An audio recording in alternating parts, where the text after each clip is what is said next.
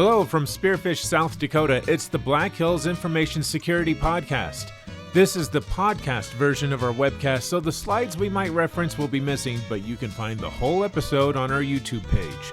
This is Blockchain, Introduction, Usage, and Attacks with John Strand and Beau Bullock. Enjoy.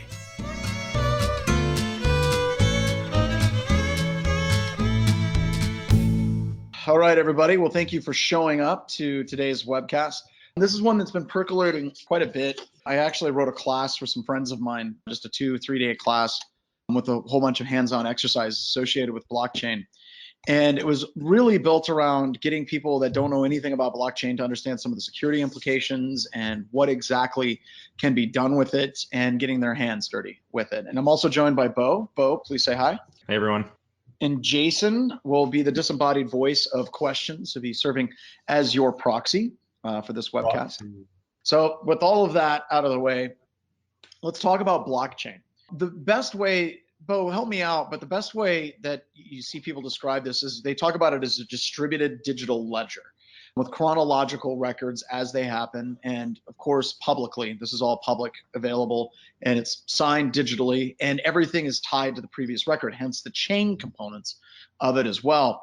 Also, with all of these blocks, I think it's important for people to understand why they exist. They really exist for two separate reasons. The main reason why the blocks actually exist is that you can actually track the transactions. If we're using Bitcoin as an example, person A transferred 2 Bitcoins to person Y, and then person Y bought a pizza with it, right?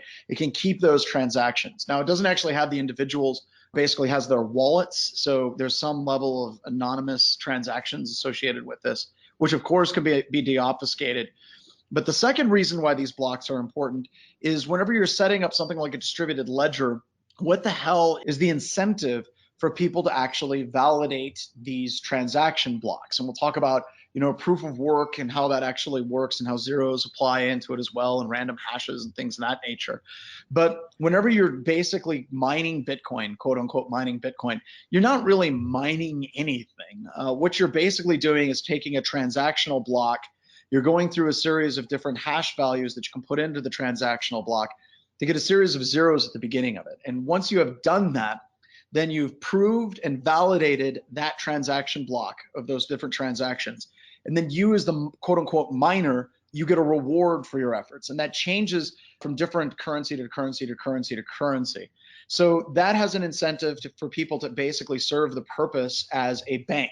Because right now the bank, which is just next door, Wells Fargo, we give them percentages. They get fees. They take that off the top. If we're working with like cryptocurrency, the people that are actually validating the transactions, generating proof of work and all of that, they're getting rewarded. So it's like they're getting money, 12 Bitcoins for every single block that they validate. Now, I'm joined on this webcast with a real expert, not somebody who read a bunch of Wikipedia articles like me. Beau, did I describe that all right? Yeah, absolutely. So I would probably not start off so in the technical nature of describing how it actually works, because I think like just seeing this, I bet a lot of people are like, oh my God, what math is this? Like I typically describe it as, like you said, a distributed ledger, right? And what that means is that if I'm going to pay somebody in a digital currency, the entire point of having a blockchain is so that we don't have a centralized bank that can control and manipulate those transactions. The distributed nature of it, meaning is that, like John was mentioning, you have the miners that are all distributed computing systems around the world. And so there's no single point of failure and there's no single point of manipulation of the currency. Typically, that's how I would start with describing how that works. But yeah, absolutely, like you hit it on the head. All right, cool. So let's move on. I want to spend a little bit of time talking about the genesis block of these different chains. The genesis block is the very first block in the chain. And I don't know, Beau, do you call it the 0 block or the 1 block? Because I noticed there was a lot of arguments about this. I mean, we got to start with 0, right? I mean, that's how you count. How is it that people can even argue that it should start with a 1, right? I don't know. So you can actually see that block being transacted, and there's some really cool websites I'll share with you a little bit later that you can watch it, kind of like you're watching fish. So intro to Bitcoin. So Satoshi was the person that developed Bitcoin, and there's a lot of argument as to who Satoshi actually was and whether or not it was a group of individuals. And I would say for the purpose of this webcast, that's a long, convoluted story that goes from Craig Wright down in Australia to another individual who's in Tokyo. And it's a long, convoluted, disastrous mess, but it doesn't really matter. Blockchain is the first one that really, really took over. And also, Beau, would you agree that I personally think that the biggest driver that got blockchain technology and Bitcoin technology to take off was actually crime, right? Yeah, so initially, like in the early days of when Bitcoin was first becoming on its own, it was highly used underground in the black market for drug purchases and illegal weapons purchases. So the Silk Road, I'm sure you've heard of, right? It was the website that was run by the guy who was arrested, Ross Ulbricht, for running Silk Road, and that site brought in, I think, millions and millions of dollars just for like drug purchases. Yeah. And then even taking that forward to ransomware that exists today, that's also a form of crime that I think helped drive the price of Bitcoin up Absolutely. way more than it should have driven it up. I think it was at $24,000 per coin, and now it's $3,000 or less? Yeah, it's dropped significantly over the past year. Yeah. So what we need is a new wave of ransomware, I guess, to drive that price up. So what's funny is you look at the trends and how malware started pivoting with the price changing, right? So it used to be whenever Bitcoin was not at that pivotal level where it was worth $20,000 a coin, it was ransomware that was the main thing that was plaguing organizations, right? And it still is. But towards the end of 2017, when it started escalating to that $20,000 price point, you saw all the other cryptocurrencies going alongside it as well. And one of those was Monero. And the reason Monero was rising so much was because criminals started pivoting over to cryptocurrency mining malware as opposed to ransomware. So, we start seeing, thousands of systems now being exploited around the world. You start seeing phishing attacks using JavaScript-based payloads that are just running a CoinHive in the browser. Yep. So there's a bunch of websites. This is something that I absolutely love, Beau. Like I said, it's fun to watch this as kind of like a fishbowl, right? It'll actually show you the transactions as they're happening. So this is the block number, the block hash. You see the number of zeros. That goes up and down by the number of difficulty, whatever they set that difficulty at. And I don't know, what is the difficulty currently for Bitcoin? Is it 12 zeros at the front? I'd have to go look. Yeah, I haven't been watching. But it does change. It goes up and down. Yes, so that's it goes up and down with the mining power, right? The hashing rate. Yep. Now, how the hell do you get those zeros? Well, in the block itself, you're going to have the total number of transactions. This would be that distributed ledger component of the block in the blockchain itself. So you're going to see the number of transactions. This particular block is 2,742 transactions. And then down here is the nonce. That's the random string that your miners are going to try to brute force to actually get that nonce to a point where it keys up a whole bunch of zeros at the block hash itself. And that's honestly, I think this is really, really cool, especially whenever we're talking about currencies, because as I mentioned earlier, you're basically rewarding the individual systems or pools of systems for actually validating the transactions that are occurring. So instead of paying a bank, you're actually, 12 Bitcoins are going to the people that are actually doing the transaction verification, which I think is just great. And then also difficulty. I don't know what that number actually associates with, but that somehow tangentially associates with the number of zeros at the beginning of the block hash. So another question that I get from a lot of people is, why the hell is Bitcoin so slow? Well, when you're looking at blocks, the actual timing shifts. It can go anywhere from, I've seen blocks get validated in like 5 minutes or less. But on average, they're about 10 minutes or so. That's because the work effort of actually trying to validate that block does require some processing power to do it. Now, the other reason that's kind of neat about it, why that 10 minutes is kind of important, is that's roughly how long it takes for a block to sync to every other master node. So that workload is constantly being adjusted every 2 weeks to keep that balance, reduce the speed in which new coins are being minted. So it has this built-in kind of generating system that has its own built-in timing to slow the entire system down. Now, there are other currencies that are a lot faster for their transactions, but Bitcoin is kind of sticking at about 10 minutes. Beau, anything to add on this?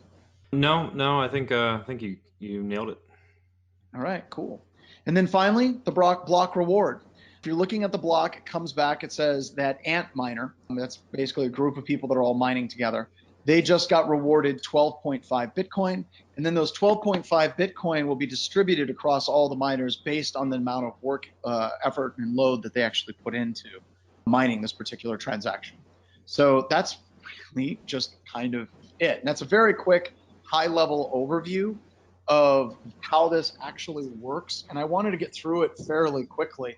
If you want to learn more, once again, you can absolutely go read tons of articles, and there's thousands of videos about how blockchain actually functions. But I wanted to get into alternative coins, and I wanted to get into attacks because I think that that's really, really important for people to understand exactly how this is going to actually exist and continue forward.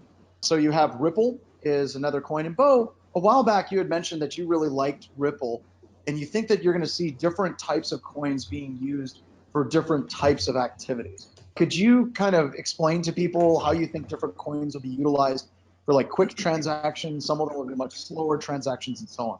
Generally, most people see Bitcoin as being like the quote unquote like gold standard of sorts of cryptocurrencies. It's the one that, like you mentioned, it's really slow currently. They are working on some fixes for that. Like they're trying to implement a Lightning Network, which should facilitate faster transactions with Bitcoin. But there are a lot of other cryptocurrencies that have specific purposes outside of just the cryptocurrency nature, meaning like it's not really meant like the purpose of it's not really meant to be of value. It does still have value because a lot of people place value in it due to the fact that a lot of the cryptocurrencies are required for facilitating whatever means they're trying to accomplish. And so Ripple is actually technically a company, and the coin is XRP that's associated with Ripple. And the thing that I kind of liked about Ripple is that their goal allegedly is to basically replace the SWIFT system. So the bank-to-bank transfer system that most banks use today whenever they're trying to transact high dollar amounts between banks. And so that was kind of an interesting thing. There are other coins like Ethereum that have multiple purposes. Like you can create other like coins and tokens on top of Ethereum that do different purposes. You can code a lot of things into Ethereum. Ethereum is very, very versatile. Does that answer your question? Yep, absolutely. We'll be talking about Ethereum and smart contracts here in a second as well. Micro money, another financial blockchain. You've got 2 billion people that are actually using this. I don't know if that's necessarily completely true, but this gets into why this is kind of a transition for me as to why I think that cryptocurrency and blockchain is not going away. And Beau, you and I have talked about it. A lot of individuals will say, well, Bitcoin completely created. Well, that's the death of blockchain. Goodbye and good riddance. And I think that they're missing the point of how this technology is not going to disappear anytime real soon. If you take a look at a lot of underdeveloped or third world countries, their entire financial system is in complete ruin. And I want you to spend a couple of moments, and I want you to think about if you were going to have a financial system in a country, just how much infrastructure is required for that financial system to actually function properly, right? You're going to have a government. You're going to have a series of laws and financial transaction laws. You're going to need people that can actually enforce those laws. You're going to need the infrastructure of distributing like real money to different places. You're going to have to develop an infrastructure of a banking system. And in order to develop the infrastructure to develop a banking system, you're going to have banks want to actually do business in your country. And if your country is unstable, be it politically unstable or due to wars, you don't get a lot of banks that are saying, yeah, let's start banking in that country that's really in trouble. And this is a place where cryptocurrencies can actually step in, and they are stepping in, right? And that's a huge deal for everybody. We can joke about Bitcoin being a fan, but for a large number of people, we're talking millions of people all over the world in a variety of different countries, this is actually their main currency that they're actually using, simply because the infrastructure, the government bodies do not have the support and the underlying like structure that's required to actually have a functioning currency within the country itself. We also have BitPesa is another one. Now, Beau, I've been seeing a lot of cryptocurrencies where their sole purpose is like social justice issues that are wrapped into those. Now, in your opinion, with what you've seen in these, do you actually see them being used for like small loans to underprivileged people in third world countries? Or is that just kind of a veneer and really underneath it is just more crime? I'm gonna be honest, I haven't seen too many like, so you're asking like donations to like charity groups kind of thing? Is that what you're? Yep. Yeah, I mean, I honestly like I haven't seen a whole lot of that. And honestly, I haven't seen a whole lot of just people using it for crime, so to speak, anymore either. There have been a number, obviously, of cases where people have been busted for, multiple activities that they've done using cryptocurrency, right? Like for, paying for malicious stuff, right? Or paying for illegal stuff. But I haven't really seen any articles recently about donating. So sorry. Yep. Here's another one. 10x is another one. And once again, if you go and you look at all of these, it's interesting because they actually list out the different countries that they're actually being used in. And like Coinsec out of the Philippines, you got 5 million people that are using that in that app every single day for their transactions, all the way down to a cup of coffee. So I think it's easy for us, especially in the Western part of the world, to look down on these cryptocurrencies. But whenever you take a step back and you start seeing all of these different transactions, these different types of currencies, these different apps that are utilizing these currencies, you're really starting to see the burgeoning of an entirely new economy based on an entirely different type of currency that isn't based directly on any type of gold standard. And what that means for us as security professionals is this isn't going away. Even if Bitcoin is cratering, right? You're going to continue to see this technology that is actively being utilized by millions of people. And anytime there's millions of people that are going to be utilizing a currency, there's going to be value associated with it. That means that there's going to be transactions. And as part, there's going to be transactions. There's going to be servers to protect. Different APIs are going to have to be protected. So it doesn't matter how the hell you feel about Bitcoin or cryptocurrency. It really only matters that you as a security professional actively start learning what these different currencies are and how they start to work and how the technologies themselves actually function. Because like it or not, you're going to be securing these technologies over the next 5 to 10 years. Oh, for sure. Yeah. Let me comment on one thing real quick. So to add to John's point, we have seen like with Bitcoin, like most people see it as like, yep, it's just a currency. Like that's all it's for. How would that affect my business? But the fact of the matter is there's like, I'm sure John will dive into the smart contract world where Ethereum lives. And with smart contracts, that now facilitates a number of other possibilities, including decentralized applications within organizations themselves. So you can have a private blockchain on your company's network that facilitates multiple transactions for some purpose, right? Like similar to like the way you would have like a web app hosted internally, have a decentralized application that you can interact with. And like, I've actually had customers of ours at Black Hills already ask, like, so I have people in management already asking, how do I put this on the blockchain? And it's like they don't know because they don't have any historical record of how to go about doing that kind of thing yet. But the fact of the matter is it's coming, right? Like people see, like Bitcoin jumping up or whatever price, and they see somebody talking about it on CNBC, and then they're like, okay, well, how do I utilize this? How do I make or take advantage of that inside my organization? So sure, you get a lot of people doing like buzzword type activities, like trying to put like, threat hunting on the blockchain or whatever. But in reality, there's a lot of real applications. So for example, like one of the applications that I've seen actually put into place quite a bit already is supply chain.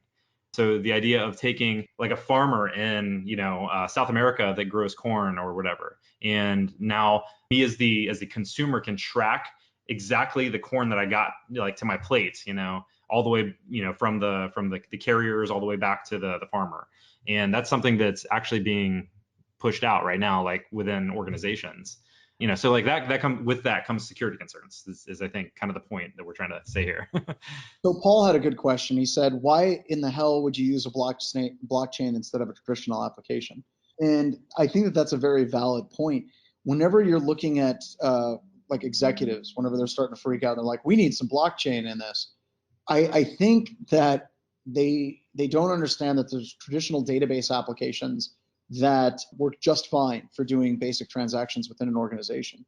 However, there are situations where you would want the previous transactions to be completely cast in stone, and that something would be immutable. And I'll use the goofy example that everyone talks about all the time, where they say, oh, well, they got blockchain that are tracking organic bananas. Well, Yeah. I would actually say that's, I don't know about you, Beau, but I think that's a great example, right? You're getting to the point where people are very upset about their food, or let's just use clothing, because there's a couple of coins that have real strong social justice threads being shot through them. If you're purchasing something that's organic and you want to be able to track where that banana has been all the way through in such a way that somebody couldn't tamper with it, well, then blockchain makes a tremendous amount of sense. If you want to buy shoes and make sure it's coming from a place that actually supports fair trade, and the money is actually going directly to someone that actually made the shoes instead of some sweatshop in Malaysia, you can actually track that all the way through. So anytime you can think of any type of transaction or shipping or inventory management system that you would want it to be set in stone, blockchain is an amazing utility for doing that. But I do believe, Beau, and I want to get your opinion on this too, that it is overused. And what I mean by that is a lot of executives are trying to switch to a blockchain footing, and they don't even know what the hell it does or why it's better for some applications and worse for other applications. Right. They're like, yeah, we want to do our inventory management system on a blockchain. Why? No, We yeah. want to So do the best on a advice, Yeah, go ahead. to give people about that is if you can solve the problem you're trying to figure out with a database, you don't need a blockchain. Yeah, please use a database. Yeah. Right. So we had already mentioned, Beau, a little bit about a whole bunch of different types of coins that exist, and a lot of them, they pop up and then they disappear. Some are outright scams. Some even say that they're scams, like Ponzi coin. I think it's one of my favorites. It's completely getting out of control, but I think the main point of this is they're reusing a tremendous amount of the exact same code base. So what you see with a lot of these coins is they'll fork a project, they'll take the entire source code for that project, name it something else, and then release their own coin. And I see that more often than not. Do you see a lot of these coins, Beau, as having completely different applications, or are a lot of them just basically clones of each other for a specific purpose? Like Gun Coin was a coin for lovers of the First Amendment and people that wanted to purchase coins in a non-attrib manner. Okay, but it was basically a complete split. I think it was basically Ethereum or Litecoin that they basically copied, pasted, changed the name, and ran with. Okay. Yeah. I mean, so there's definitely a lot of copy coins, and actually, so you have coins that just copy the code, right, and then create their current blockchain off of it. Usually they modify some piece of it, like they try to make it faster or create bigger block sizes, that kind of thing. But then you also have to worry about the forks themselves. So a lot of times whenever developers have different points of view about where a currency should go. So that's the thing to understand too, is like Bitcoin is actually developed by a number of developers. Whenever two groups within a cryptocurrency decide that they want to go down different paths, they fork it and they create a completely separate blockchain that utilizes, that actually still has the historical record. So it's actually gets really confusing because, so like, let's say you have 5 Bitcoin and then they now forked Bitcoin Cash, and well, now you have 5 Bitcoin Cash as well, because it still has the historical blockchain under it, but it's now forked off going in a different direction. I almost look at it as blackjack, and I don't gamble very much at all, but whenever you get get two of the same card, like if you get 2 aces, you can fork both of those, and then you can continue playing blackjack, but with 2 separate hands. So it's almost, in best case scenario, whenever there's a fork, then basically you just doubled your money. Now, of course, the percentages change quite a bit. Sure. Yeah. The value of that coin is going to go down, but it is a lot like, you're splitting in blackjack, and now you have 2 separate values, the forked new one, like Bitcoin Cash and Bitcoin itself. The thing with forks to what? Oh, go ahead. Sorry, go ahead. So a question from Charles. So this could be used in behavioral analytics to track compromised credentials by logging the usage of those credentials across the network and analyzing misuse? You could do that, but I would argue, and Beau, I'd love to get your take on this, that would be something that you could be doing already in your existing SIM. Yeah. You don't need blockchain for that at all. Again, the point of a blockchain is you want something that you can trust that has never been modified, right? So if for some reason that you are fearing that somebody would modify the historical password results, then yes, that makes sense. But if you're not concerned that like an admin, I mean, I guess if you really want to make sure that your admins aren't the ones that are changing those values, right, then that would make sense for blockchain. But otherwise, I would say database. Yep, absolutely. And also, Brooks brought up a good question. Question was, it seems like blockchain as a supply chain context is kind of a proxy for anti-capitalist politics. And I disagree with that. Because remember, whenever you're using blockchain as it relates to cryptocurrency, capitalism is at its heart. It's just a completely different mechanism that's decentralized. It's almost like your anti-decentralized financial institutions, not so much anti-capitalism. Because capitalism is very alive and well in most cryptocurrencies. It doesn't have that centralized bank. So hopefully that answers your question, Brooks. All right, so Ethereum is another one that I think is really, really, really interesting. And really, correct me if I'm wrong, Beau, but Ethereum was the first one to come up with smart contracts, wasn't it? Yes, that's correct. And the idea of smart contracts. Technically, Bitcoin has smart contracts too, but it's different. And the developer of Ethereum, I forgot his name, it slipped my head. He was actually a Bitcoin developer first, brought forth a lot of the ideas of smart contracts that was shot down, and then he basically created Ethereum instead.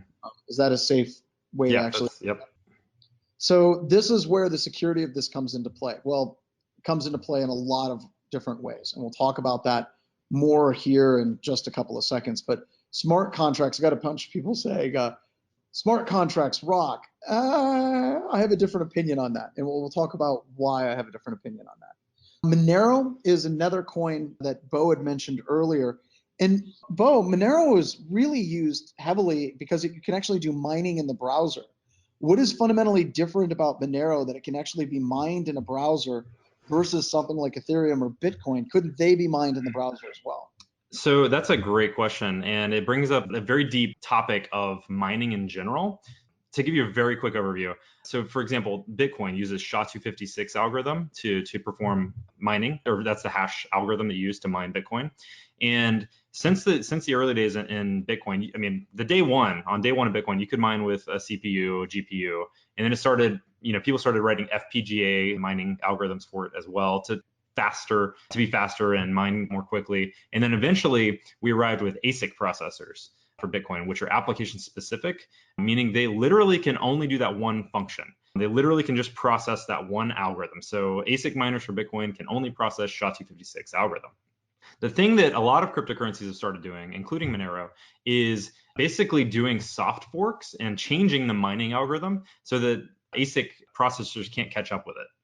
And the reason they want to do that is because a lot of people are of the opinion that if I can just build out ASIC processors on my own, like let's say I have millions and millions of dollars to custom write ASICs, I now potentially have the ability to make the network less secure because I control more of the hash power. So, I'm sure most of you have heard about like the 51% attack. And so the idea with Monero is that, well, one, it's a privacy coin, which is another topic, but two is that they are trying to limit it to the ability of only mining with like smaller processors like GPUs and CPUs. And that's why you see malware utilizing Monero heavily as the coin that it tries to mine, because you still can get a little bit of value out of mining Monero with a CPU. All right, dApps, decentralized applications. This is a train wreck. It seems like a lot of the example dApps are video games. Like they have collectible card games, kind of like Magic the Gathering. CryptoKitties is another one. But there are actual situations where it can make sense. Like if we're thinking of payroll and doing automatic payouts, and people were talking about using blockchain for things like paying out bug bounty programs. And there are certain situations where I think it makes a lot of sense, where you want to take people out of the transaction loop and you want something to trigger under a predefined conditions. Like, say somebody finds a vulnerability, they upload the vulnerability is confirmed by the customer, and then the customer basically releases the funds through the smart contract for that to actually happen. That would make a lot of sense. If you want to do accounting and payroll for large scale transactions, but you needed to have two-factor or two-person authentication, you could make it so both people could basically authorize a transaction remotely, and they could basically use like a digital signature to actually do that. So there are a lot of practical purposes, but the idea of smart contracts basically is now allowing for full code processing. In fact, when you're looking at the coding language, it looks, I want to say it almost looks like JavaScript. Beau, I don't know what you think if you're looking at Solidity code. I mean, it's close-ish to JavaScript, yeah. Yeah. So now let's talk about those smart contracts, and let's actually start being very, very, very, very afraid. So the whole kind of concept that I was able to piece together with smart contracts was they basically wanted to have the ability to have a contract where no human beings were involved. And if you watch videos or you watch presentations and they're talking about these smart contracts, they keep talking about that. You know, humans are the problem. They make mistakes. And if we can basically have the blockchain itself enforce this code and execute this code, then if I owed Beau money and certain conditions were met, it would make no difference if I actually did anything. Then the smart contract itself would be triggered, and then it would actually transfer the money to Beau. And I have to say, honestly, that most of the videos I see of people that get excited about smart contracts, they generally seem like people that don't really like relate very well with other human beings very well. And I know that that's a generalized statement, but you hear this palpable like fear or disgust of working with other people, and they would much rather have contracts that are binding in the cloud, and it's the code that basically runs absolutely everything without having humans itself. And there's some really big problems, right? There's no third parties, it's irreversible, and of course, if you're looking at something like TLS and SSL and how those certificates are actually validated for secure communications to websites, it actually starts to look a lot like smart contracts, because you have kind of these arbiters that set up what is going to happen. Those would be your certificate authorities. You can invalidate certain smart contracts if that code is actually in place. That would be like your revocation authorities. So there's a lot of things that are cool about it, because now we can code and we can have that logic in place, but it's also really terrifying when you're looking at it. So Solidity is a bytecode interpreted language. So that means it's like a Ruby or a Python, and it doesn't need to be like wicked fast like C or anything like that. And it can run anywhere. And Turing Complete is just basically saying that this is a coding language that can be used to solve any of the mathematical functions that we utilize in our computers today. Alan Turing came up with the idea of using a computer system, basically a hardware computer back then, to solve mathematical problems. And that wasn't a mean feat in and of itself, but he basically identified that a handful of mathematical functions could be used to solve any mathematical problem that you encountered. So whenever you have a coding language that is set up in such a way that it can solve any mathematical problem, they consider it to be Turing complete at that situation. Also easy to learn, and mistakes can absolutely have massive consequences. We're going to talk about the DAO attack here in just a little bit, but I think that that's going to be a great example of how sometimes not having people in the middle of the process, sometimes having things completely automated means that it's going to bite you in the ass directly. So the main attacks that we're going to be talking about, we have 51% attack, a tyranny of the majority, double spend more money more than once. And that's, Beau, do you even see double spend attacks ever just showing up? Because it seemed to me like it was more of an academic level attack. So the timing functions within most of the blockchains seem to shut most of that down. So actually, at the beginning of this year, Ethereum Classic. So Ethereum was one of the coins that forked, right? And so Ethereum Classic is technically like the old Ethereum. So now when you talk about Ethereum, you're actually talking about the forked version of Ethereum, and Ethereum Classic was the original. And everyone moved from Ethereum Classic to Ethereum. So it did have kind of a lower hash rate. And we did actually see a massive attack against Ethereum Classic right at the beginning of this year. I'm trying to find the number of how much was stolen, but it was a lot. Yep, and there was also the 51% attack that was last week or the week before, if I remember correctly. And we'll talk about that briefly as well. So let's go into some of these different attacks here quickly. So the 51% attack that actually hit Ethereum Classic, and I'm surprised that this actually came about, just because the ability to take over 51% of all the transactional power within an entire network is an impressive feat. And I would have thought that Ethereum Classic, Ethereum, Bitcoin, they would be the least likely to be hit by this type of attack. Wouldn't you agree, Beau? You would think, yeah, because they are the most popular coins out there. So there are a lot of groups that maintain higher hash rates. Like, so for example, pools, right? You see a lot of pools that maintain higher hash rates. Like if you go look at the Bitcoin hashing network, like if you look at the percentages mining Bitcoin, you'll see some that have like 20 or 30% on their own already. So I mean, it's not that far off, but yeah, definitely. A lot of those that are mining like 20, 25%, a lot of those are actually further broken down to a bunch of individuals that are contributing to that specific pool though, right? Yes, exactly. But the concern is that what if the pool themselves decided to do something malicious with that power? Yeah. So that's interesting because that basically starts shutting down or greatly degrading the overall ability for any transactions to actually go through if you have control of the majority of the entire network. Let's talk about some more practical examples, right? Large scale attacks they're very noisy. They definitely get the news, but I would say if you're looking at implementing blockchain moving forward over the next 10, 15 years, that should be a concern, but it's not what's really going to bite you in the ass, right? You're going to be looking at more practical attacks on standardized fundamentals of attacking methodology than some brand new types of class of attacks that you'll be dealing with. Well, so, and another thing I was going to say here, go back real quick to the idea of the other attacks. So when you say practical attacks, one of the things that we say in security all the time is don't roll your own crypto, right? Well, that's what a lot of these are. I mean, cryptocurrencies are essentially cryptography at its barest form, and a lot of times it's custom stuff. And actually, I just saw an article today that Zcash actually fixed a really bad bug that would have allowed anyone to generate as much Zcash as they wanted purely because of a cryptography issue within the code.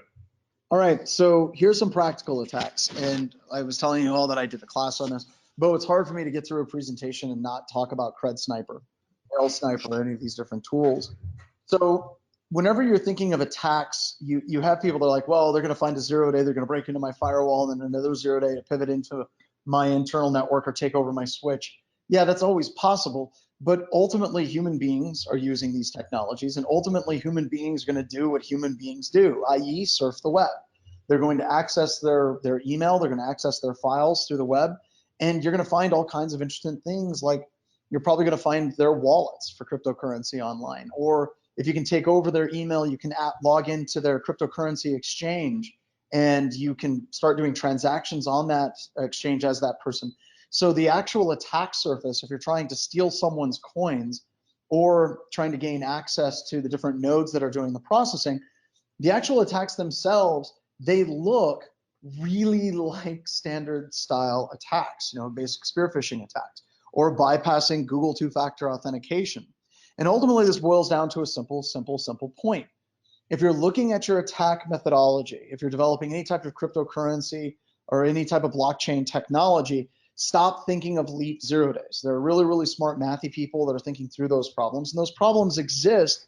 But as a general security practitioner, those aren't going to be the problems that we're going to have to deal with on a daily basis in our organization. And to put a fine point on it, it's not like you're going to wake up one morning and you're going to be working on something with blockchain. You're going to be like, holy crap, all of that studying I did for the CISSP and the crypto section is now paying off. Because I can use a 0-day, or I can find out that someone's password is furries forever, and I can access all of their coins and all their transactions. All right, so hacking smart contracts. And Beau, I've got to be honest, I think you and Mike are a lot more excited about smart contracts than I am. I am absolutely horrified by smart contracts.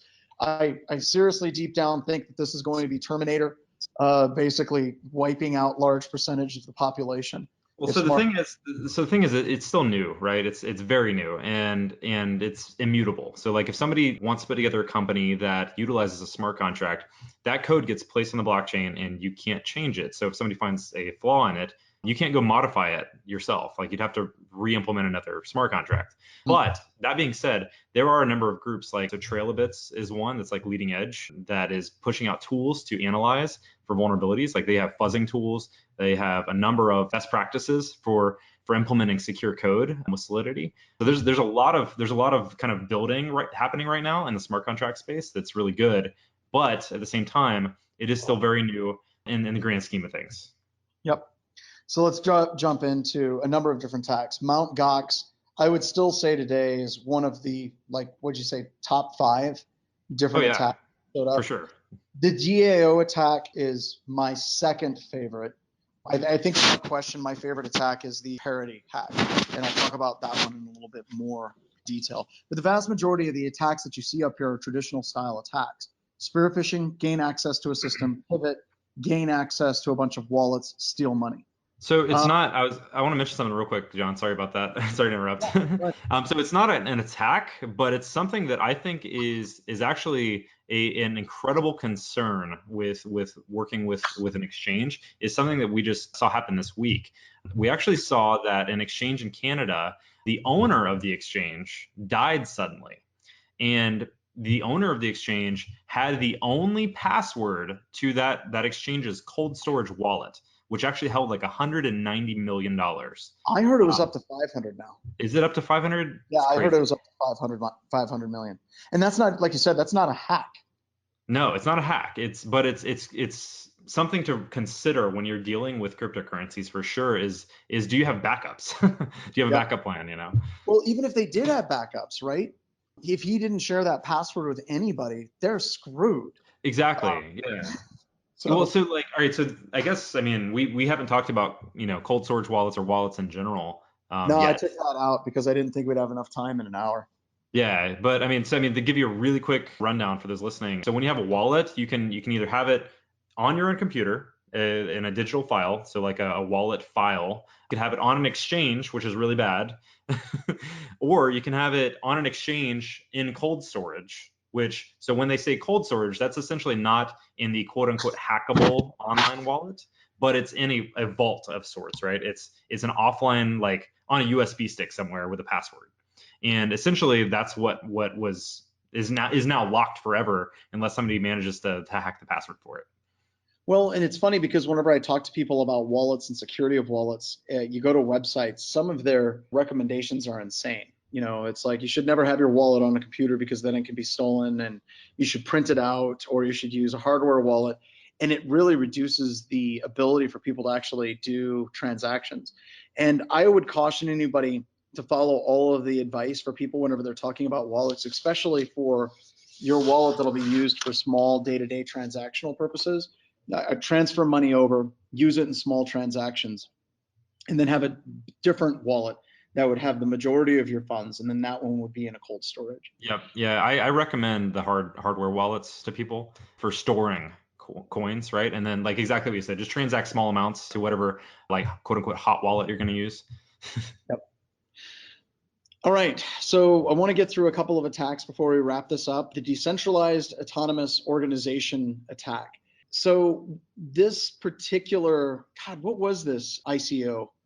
It's the DAO. That's exactly what it was. Yeah, it was. Oh, there it is. I got it right here. Smart locks.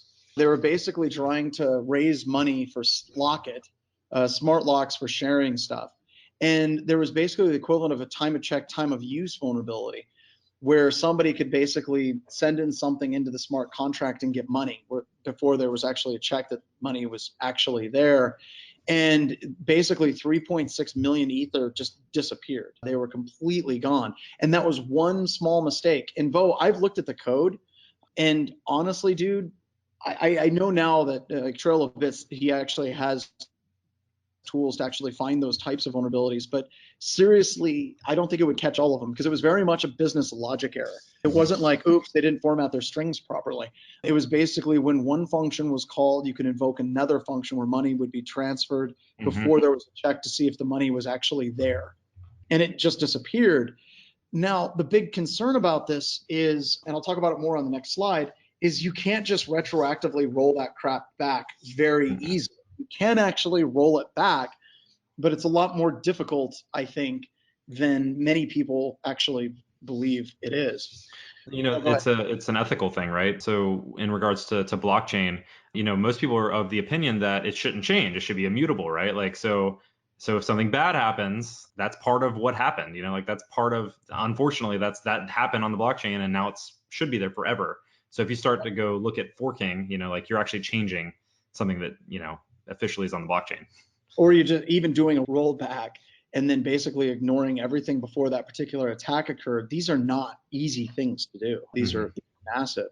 And my favorite thing for this, as I said, this is my second favorite attack, was the attacker basically had an open letter to the Ethereum community and that particular DAO. And he basically said he was working within the confines of the contract. He didn't hack the contract. He just found where he could take advantage of the contract. And he said that by the Ethereum community getting in and changing things, then it completely invalidates that whole premise of smart contracts, the whole premise of not having people in the process itself. He kind of sounds like an incel type person where he was smarter and this is his reward for actually finding this vulnerability in people's code. And it's perfectly cool for him to take advantage of it. And it's a really interesting letter if you could actually read it. But I honestly believe, Beau, he does actually make some valid points. If you're looking at found his own bug bounty. Yeah, he pretty much did, right? If you're putting up smart contracts and you're then going to roll back the smart contracts or try to undo the smart contracts, then you're kind of effectively destroying the trust in the community with that smart contract. Yes. Now, I think his whole entire argument is stupid because he's basically like, I hacked it, ha, ha, ha, but you undoing the hack, that's what actually is going to undermine the trust in the community. I think that both of these things undermine the trust. The idea that you could do a time of check, time of use style attack within code, that undermines the trust in the code. But then the ability to roll back and try to get those transactions out or ignore all the coins that were stolen. That was another thing that they thought about doing. I don't think they did, where they basically were thinking about pushing out source code to Ethereum that basically said, hey, all of these different coins over here that this guy stole, ignore those. Those are no longer valid. And yes, that does actually undermine kind of the open nature of the entire blockchain itself.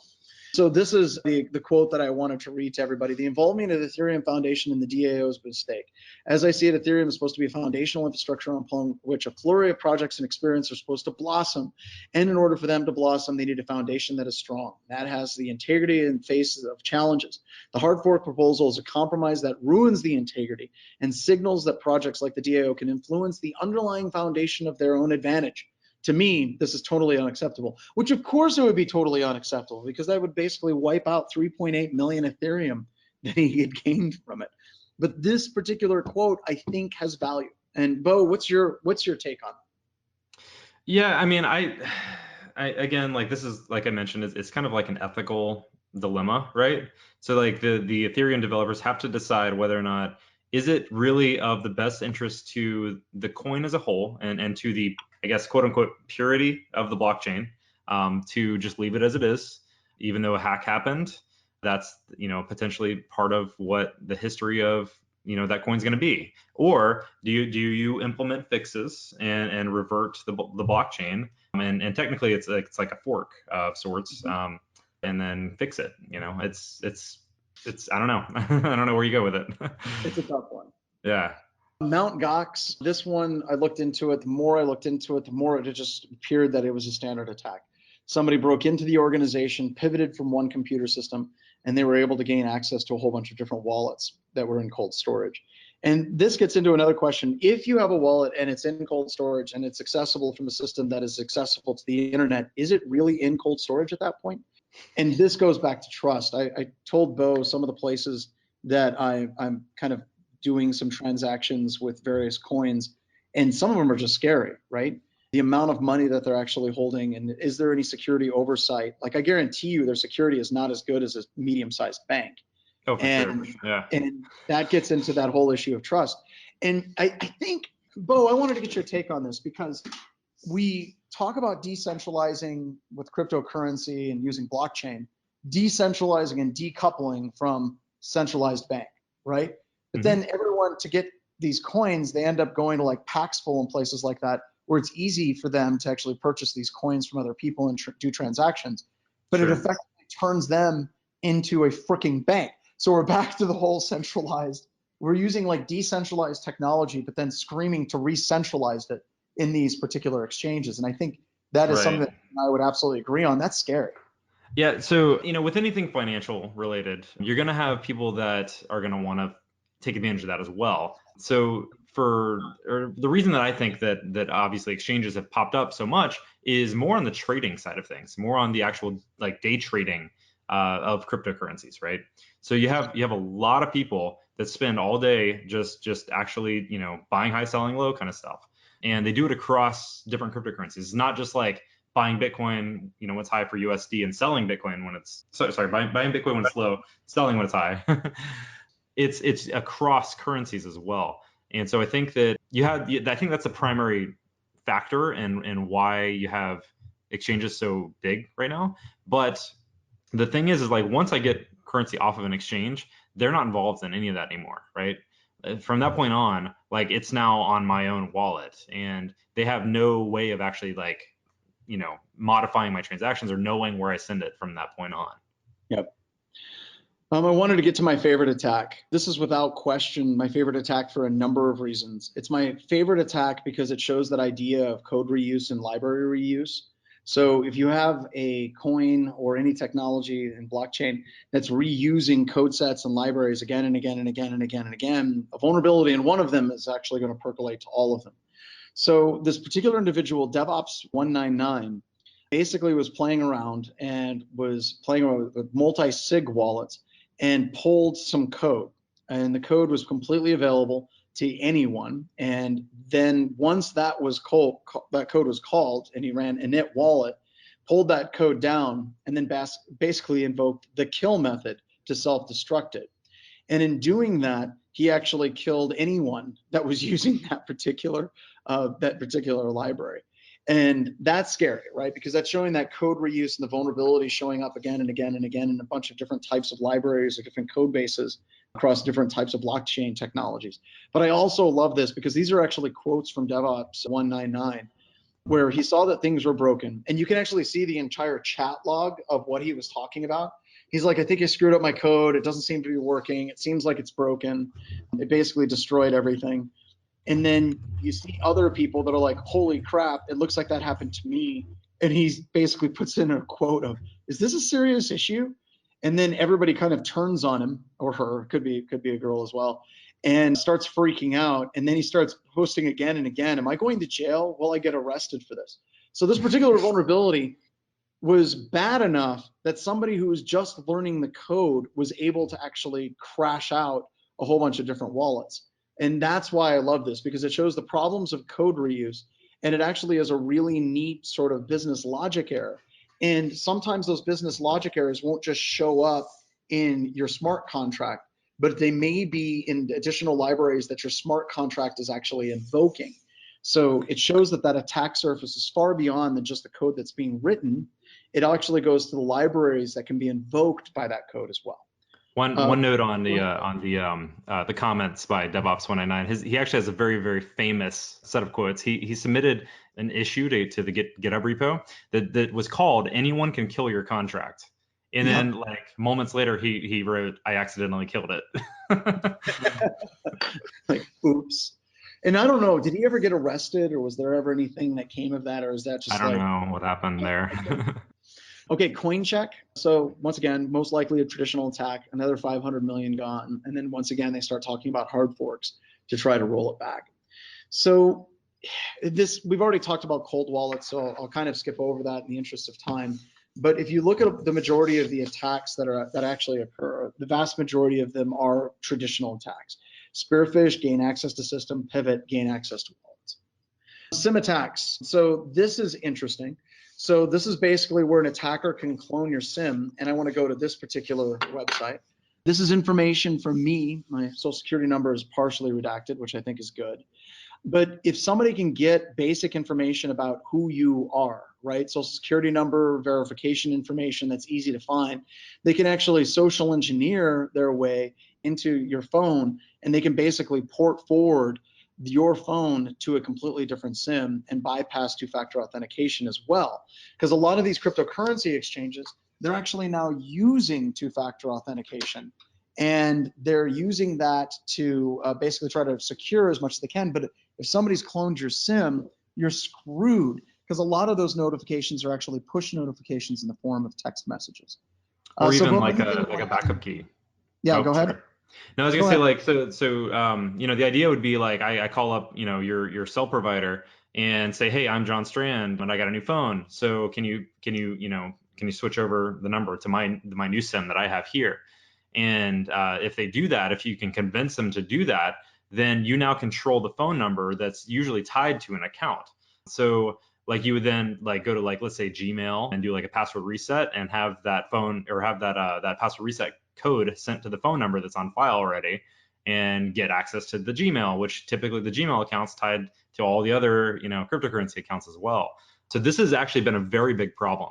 It's happened a lot in the cryptocurrency realm specifically, and something that we see almost like, I would say monthly. I see a number of stories of victims who have had this happen to them. Yep. So we kind of packed a tremendous amount in a very short webcast, and there will be some more webcasts on this particular topic. And I think it comes back to what we're trying to say again and again is that blockchain is not a fad. It is without question, it is here to stay, right? And whether or not it's a good idea is irrelevant to everyone that's on this webcast. The only thing that is actually relevant to all of us right now is we're going to end up having to secure this stuff. And we need to start developing better understandings, because I've noticed that a lot of people in computer security, whenever they're confronted with the new technology, and I'm just going to use cloud as an example, a tremendous number of security professionals are like, well, the cloud is somebody else's computer and it's stupid and it's dumb and I don't want to learn it. And I believe that a lot of that attitude actually comes from the unwillingness to actually learn anything. And if you're unwilling to learn something that you're going to become stagnant in your career, you're going to have to learn this. Whether or not you thought the cloud was dumb, it is part of our life. Whether or not you think blockchain is dumb, it is part of your life moving forward, and we need to be prepared for it. So with that, let's get out of here, everybody. I've got to go back and take care of a cow, and I appreciate all of y'all for hanging out. And yes, there will be more webcasts on this topic in the future. Thanks again, and take care. Thanks for listening. Remember, if you enjoyed this podcast, to leave us a positive review on your streaming service.